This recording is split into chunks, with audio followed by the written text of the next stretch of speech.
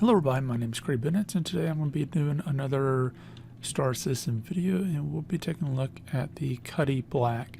Now, as far as things goes, I'm going to be taking a look at the inside of this before we go ahead and take a look at the outside. And the inside of this is actually quite interesting. So if we take a look at this as a pilot would when they're coming in and flying the thing, is the biggest thing that you want when you're flying a ship, either a spaceship or airplane or whatever, is maximum viewability. Because the fact is obviously there's other things a little bit more important, especially when it comes to spaceships, but you want something with max viewability because that means that the more you can view, the better the data you got to react and do what you need to do. And as you can see here, the interesting thing here is it lifts the seat up, which means that it gives the person even more viewability than what it would is if it was on the ground level. And it is quite interesting. I've never really seen anything like that before. And also the co-pilot seats obviously does that, lifts it up a little bit higher. But with that, the overall of it, one thing I will mention is because it does lift up quite high in the air, it does make it slightly unsafe, and it's one of those things that the more mechanical things you got going on, more movements, more motors and all the other stuff, just for something simple as trying to fly a ship, what the fact is the more chances something like that will go wrong and you can get problems. Now, for this game wise, because this is not really an explorer ship, it's probably going to be close to some type of station. That's probably less of a problem, but it could become a problem type of thing. Whereas a explorer ship, I would say that's a horrible design because it'd probably be very far, maybe months or years out, and you obviously won't want something like that. The thing to be stuck in midair and you have to climb, or the thing you're getting that view and that's it type of situation. So another thing that's interesting, because this is a security ship, you do need to have weapons lockers and whatnot. It's very exposed, and you got turret and all the other stuff in between. But you do have a place for the pilot and the co-pilot to sleep. Plus you got a back area for storage of the vehicle and a few other things. Other Cutty ships, they will be like an ambulance type of situation. Same type of layout, but different things. And it'll be some type of ambulance situation, and also some others will be bounty hunting, prisoner transport. We have that in there. So let's take a look at the outside of the Cutty, and how aerodynamic is it? Is it worthwhile to note? Now, as far as things goes, if you are familiar with my other videos, you know that I take a look at energy. Where does the energy go?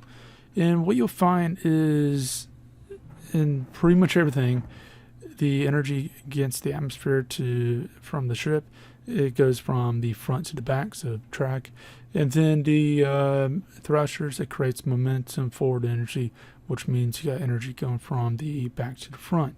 So the energy meets somewhere in the middle, and that's where it needs to be the most strongest. Where in the exact middle, who knows? It depends on the levels of energy. Now, as far as things goes, for those who don't know, energy is pretty much like everything else. Believe it or not, water can travel up, or actually sometimes does travel uphill, if it has less of a resistance to do that versus going downhill. So with that, energy tends to travel along the wings, the skin of the aircraft as much as possible.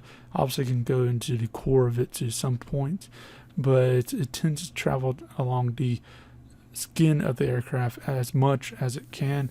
Probably a small fraction. I can't give you an exact number, but a certain percentage does go into the core. The core seems to be pretty stable into itself, so I won't really worry about that. But if we take a look at the spots, where can the energy bleed off to? So if you take a look at that, that one of the biggest areas is maybe the guns. And what I found out was interesting is the guns, at least for this particular one and the one on the other side, it's actually not connected. It's floating. Now, some people might say that this is a glitch. This is probably definitely a glitch. Other people might say this might actually be a feature, because think about it.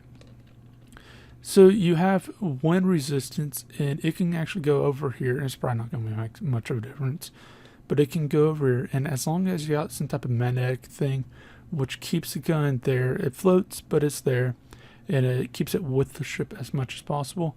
So you have a intense magnetic in the middle, which pushes the gun away, but it's some on the sides which keeps it pretty much locked in place. But so it's floating, but it's staying at a very exact distance. As long as that's the case, it could theoretically work, at least from what I know. Maybe testing might find something different, because I've never seen this before in the real world. I never tested it in the real world. I'd be actually quite interested to do that. But theoretically, that means that you won't have the problem. Like, say, for example, the energy going from the front goes up around the skin. It cannot go and use these as weak points to bleed off and break things off, because there's nothing for it to attach to. And if you do that for that effect, that is extremely smart if it works. Because the thing that I'll be questioning if it works part is, will the energy going from the front of this to the back, will it be enough to, will it pull it off, or will the magnetics be enough to keep it in place type of situation? And that's something that I would be interested in seeing if that is possible in the real world. Now, of course, with limited budget, can't really do much testing on that side. And I do have a Patreon, by the way, so feel free to donate there. So as far as that goes, that's quite interesting that it doesn't have too many areas that energy can cause a lot of problems in. In the front to back, back to front situation, it seems to be fine in this particular ship. Now that leads me to the second thing I take a look at. It is liquids, gases, and solids. Specifically, if a liquid goes into a small crevice and it sits there, if it freezes, then it can crack stuff, maybe blow out parts. Turns into gas expands. It can blow out parts, just like a pressure cooker blows up. Or if you want to take a look at the freezing part, throw a soda can in the freezer or a glass ball full of water and just close it and let it freeze. Make sure it's filled to the brim and see what happens, and you'll find that you got a mess to clean up, pretty bad mess. So with that, is there a lot of problems with that? And surprisingly, no. Now you might say, what about areas like the doors? You can put heaters there, which will keep it at least stable until you're able to get to certain areas. That can vacuum the stuff off, and you can probably put stuff on the ship to vacuum the seals off automatically. But I'm not really that concerned about the doors, because you can put heaters there and just run with that. The areas that I would actually be kind of more interested in figuring out is the vents around the engines. But again, with there, it's you're dealing with an area that gets hot and mostly stable into itself to some degree, but also the guns in themselves. Now again, they probably are going to be fine, because they're probably meant for extremes, so just note that. Areas like this is something I would also be looking into, but it highly depends on how it's designed.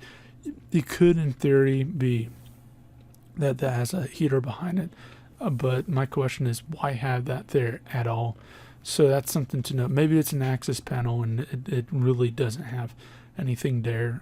It's just meant to be, and I've seen this a few times in some places where if you take a look at this, it kind of looks like that maybe is a hinge, like a piano hinge, and you take a look at the other side, there's nothing there, and maybe if you pop it open, you can have access. It's like an access panel, and it's sealed off anyways.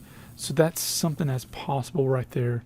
But assuming that is a vent area, and it's real vent, then that's probably one of the only areas that I would definitely take a look at and say this needs to be fixed before anyone buys the ship. Obviously, some areas like the panels, I would take a close look at that.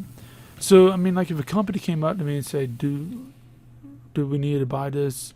Or we want to buy 1,000. Is this a good ship? That's definitely one of the areas I'll be taking a closer look at.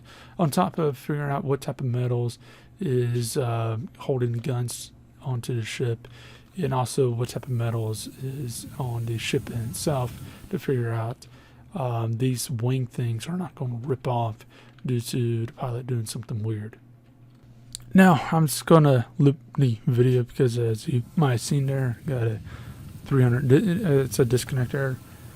Now, one thing I want to mention with this is it should be fine going through the atmosphere, so atmosphere, space, atmosphere type of situation.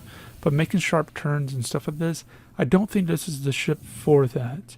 I think it's going to be slow turns, at least, decent speed turns, but still slow turns, not like a fighter jet. So it's not going to be anything quick as a fighter jet, but still slow turns, but it's able to get to whatever spot.